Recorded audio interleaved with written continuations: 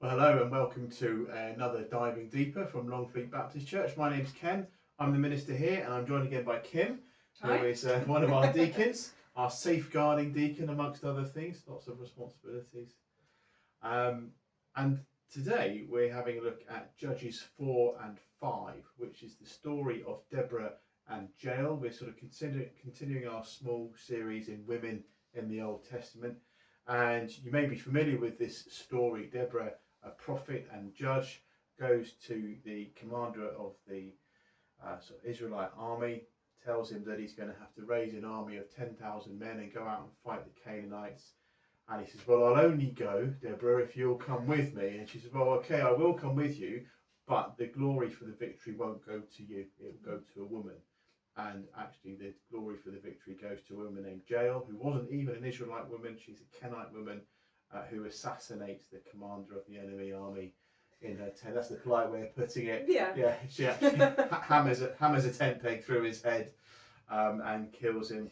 And the glory for the victory over the Canaanites goes to Jael rather than Barak, the commander of the Israelite army. So it starts, chapter 4, Judges chapter 4, starts with, after Ehud died, the Israelites once again did evil in the eyes of the Lord. And this phrase occurs 7 times in the book of Judges. Again, the Israelites did evil in the eyes of the Lord. So does there come a point when God is unable or unwilling to forgive? I don't think, for me personally, I don't read it as a matter of forgiveness. I think it's a matter of he loves us too much to let us stay on the wrong path. Oh, okay. So there's some behaviour and some attitudes of our hearts maybe that he cannot bless, because if he were to bless us while we were in that way, we would just get further away from him. Yeah. So it's more of not that he's unwilling to forgive, but that he can't necessarily extend that love to us that he would want to, because we've hardened our heart towards him. And how can he pour out love and grace into that kind of environment? Because it just would make no sense. We would continue to go, everything's going great, I'll just continue, this is obviously blessed by God, this decision. If I look back on my own life, and I'm probably not going to get into it right now, but I've certainly taken some wrong turns and known that I was hardening my heart towards God to a degree. And you almost have to get to a point of crisis sometimes before you have a reason to repent and come back. Or turn away from that thought and go, hang on a second, I need to wake up and realise this is crazy. And I think that's what we see with Israel, that again and again they sort of kind of, God's great, God, we worship you, hang on, this is nice and shiny over here, I want to go and do this. Or maybe not shiny, but no, I know what you mean. That group over there have got things better, maybe if we tagged along with them and forgot who we were for a little while. So I think, they continually have this identity crisis about who they belong to. And I think, as a Christian, I've felt that, even as a Christian, and then the people who don't know God, I think God still can bless them. And I think he wants to forgive. Fundamentally. I think you're right. If you're willfully doing wrong, like the Israelites were, they knew their history and heritage, they knew who had brought them out of Egypt, they knew who their ancestors' God was, and yet they willfully do evil. He's not going to bless them in that situation, like he's not going to bless us in that situation. Because a good parent shouldn't be condoning bad behaviour in a child, and that's what he doesn't want to do. But interesting that when they do call on him, he immediately brings them back. Where does it say? They cried to the Lord for help. They were cruelly oppressed for 20 years. They cried to the Lord for help, and as soon as they cry out to him, he responds. And so as soon as we cry out to God. He responds. You know, oh, I'm sorry. But it has to come from us. He always waits, because he could act sooner, obviously, but you know, he's waiting for that turn, that realization moment. Yeah. Well, you know, we can get into a conversation about free will. He hasn't created robots. He's created humans with a free will, because if you haven't got the choice to love, then it's not really love. You've got to be able to choose. You know, if you can't choose good or bad, then is there such a thing as good or bad? Yeah. You know, you've got to be able to choose it yourself. Exactly. And that kind of leads us on to our next question. You'll note if you read Judges 4 and 5, Judges 4 kind of gives you an historical outline of the events. Judges 5 is the song of Barak and Deborah, which is more of a poetic version of what happened, and it fleshes it out a little bit, gives it a bit more detail. And in Judges 5:8, it says, "When they chose new gods, war came to the city gates, and not a shield or spear was seen among 40,000 in Israel." And so Judges 5 used the reason for the oppression of the Israelites being because they chose gods other than Yahweh. So why did the Israelites choose new gods over Yahweh? Again, it's that, why did they turn away from their God in the first place? It's they saw something somewhere else that they thought looked better, so they were tempted away. I know in our Bible study, other people said, you know, they intermarried with the other nations. So if the wife thinks it's a good idea to have this particular God in the house, we'll just put up with that because it keeps the wife happy. But then that's generational, isn't it? That's going to go down to the children and the children's children, and it becomes normalised and part of life. And then Yahweh is over here alongside you, which is, there is only one God, but you know, apparently now he's just one of many. And you have that confusion coming in. And you know, some people were saying that maybe they like to have something physical, and God is invisible. Yes. Well, that was an interesting thing that was brought up in the Bible study. That you know, all these other tribes and nations had idols to worship. There was a thing that you could look at and worship. You know, think about Moses going up the mountain in Aaron making the golden calf. There's something that these people could look at and hang on to, whereas the Judeo-Christian God Yahweh is invisible. We can't see him, and we're perhaps those are the only two religions in the world where there isn't something that you can actually physically see. And even in Christianity, people do it. You know, they have icons. They'll have icons of Jesus or Mary or whoever it is, because perhaps we do need something to sort of hang on to. But it was interesting you say about they were intermarrying at some points in the history of Israel. They are allowed to intermarry, but at other points they're expected to be a sort of holy, set aside nation. And this is one of those developmental points of the nation where they're supposed to be influencing other nations, not allowing other nations to influence them, and they've got it the wrong way around. They've seen, you know, they've got a king, they've got this idol, we want that. Like you said earlier, a shiny thing over here. You know, it looks so much better to have something, you know.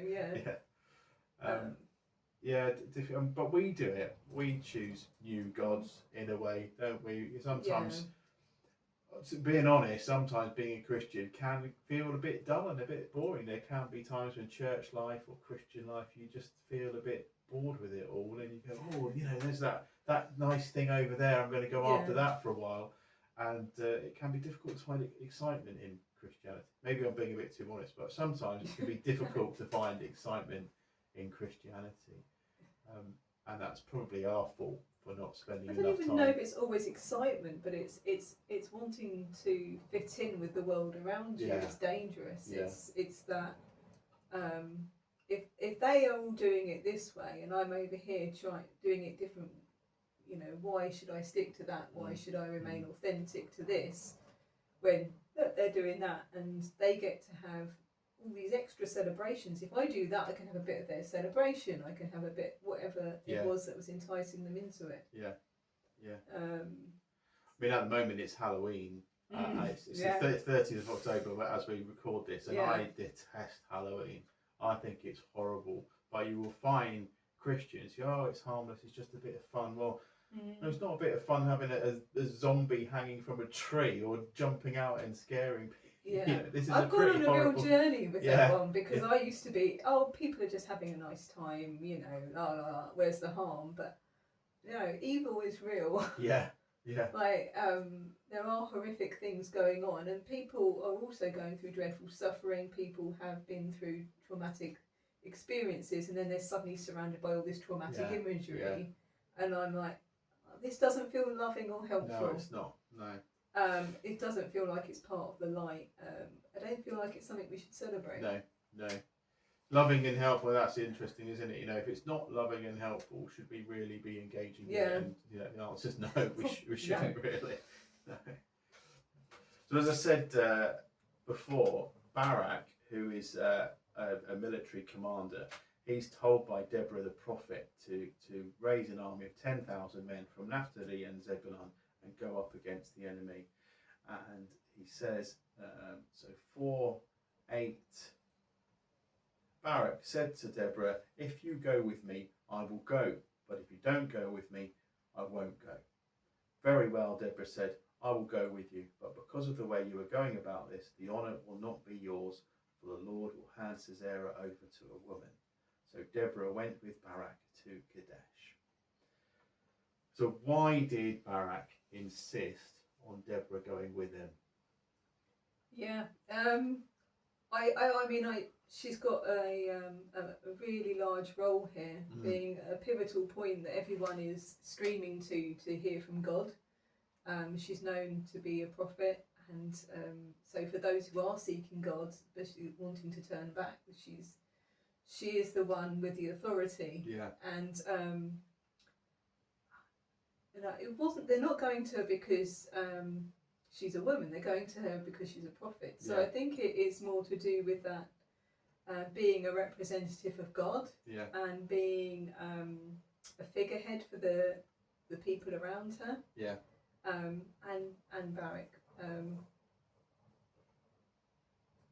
The way that I first read it was that he was approaching her because, as the one hearing directly from God when he couldn't, because he hadn't been given that gift, that he kind of wanted to have her there to be sure that God was there, that he couldn't quite believe that God was really telling him to do this. So if she comes along, then I'll know.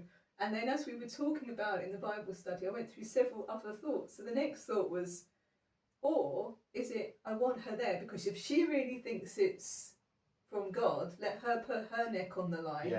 Yes. And risk her life and be involved and actually be there. But then with the conversation evolving, and I name drop Keith because that's a good one, and he was seeing her as having that authority and that political sway and influence. I thought that's a really interesting way of looking at it, because she brings that gravitas to it and helps him sell the idea to 10,000 people who probably don't want to go off to war right now. So so we early in Judges it said that no one in Israel knew how to fight anymore. They weren't warriors anymore, and so Barak's been told he's got to go and raise up 10,000 warriors. And maybe he doesn't have the confidence that he can do it himself. And like Keith said yesterday, Deborah is this judge, she's this prophet, and perhaps he wants to take her along for her reputation. This is the woman. She's going to be in charge. But it could also be that he wants to be able to blame her if it all goes horribly wrong. I forgot that one as well. And then also, as I said, we're back to the Garden of Eden and the fall, and it's the woman's fault, Lord. She told me, she's the prophet, she told me, it's all gone wrong. It's all gone. That's what happens when you put women in charge. Look what happens. So lots of possible reasons. I mean, I initially read it and I thought he's just being a wimp. He hasn't got the confidence to go without Deborah. But actually, I think there's lots of reasons why he could have.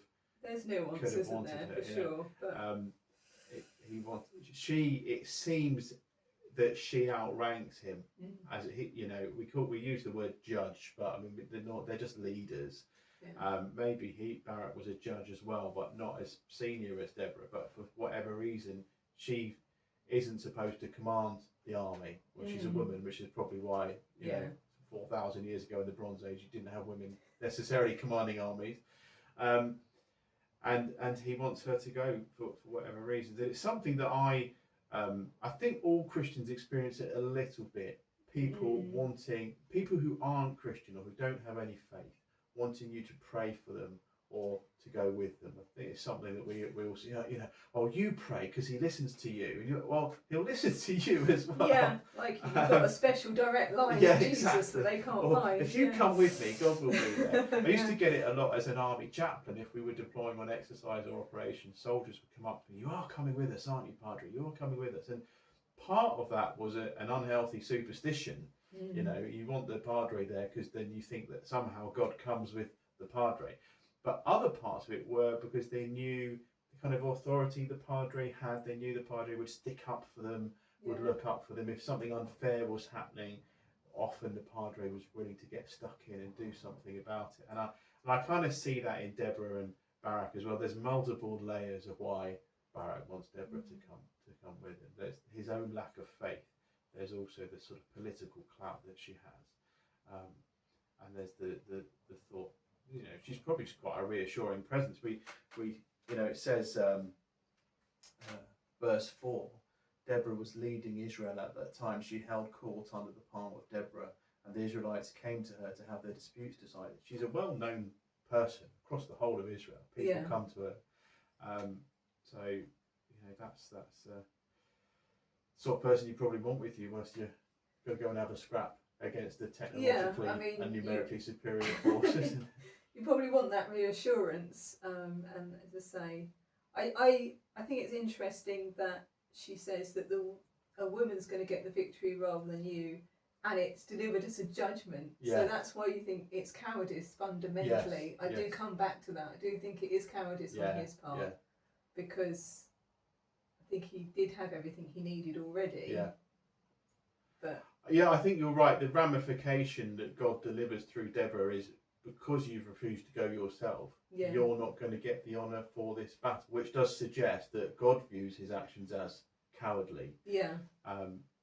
And I remember the very first time I read this decades ago, and if you read this afresh, you assume that the glory is going to go to Deborah. That I certainly did. Yeah, I certainly did. Very well, I will go with you, but because of the way you were going about this, the honour will not be yours, for the Lord will hand his error over to a woman. And you assume that she's talking about herself. Yeah. And then the revelation is no, actually, it's a non-Israelite woman that's got nothing to do with Israel. Yeah. That kills the leader of the enemy army. So that's a real irony there. Not only is it a woman, but it's also not an Israelite at all that solves your problem for you. Good. I like the story of Deborah, and my oldest daughter's called Deborah after the character here. Lovely. So it's a fantastic story. It's a good, strong character to be named after. Yeah. Very strong. And then as we go through and look at some of these women, we'll continue to learn that God used women throughout the Old Testament, and often to undermine the patriarchal society. That wasn't necessarily God's will, that there would be a patriarchal society. And so he uses these women, just as we looked at last week, Moses' sister and mother and Pharaoh's daughter, all undermining Pharaoh. Here, Deborah kind of undermines that very male-dominated way of doing things. So I hope that you have the faith of Deborah and not the cowardice of Barak, that you hear from God, and that when he tells you something, you will go through it, or when a prophet comes to you and tells you God says this, you would test that out and go with it. And so we do pray that you would know him in your life as Deborah did. And thank you for joining us for another episode. Thank you, Kim. Thank you.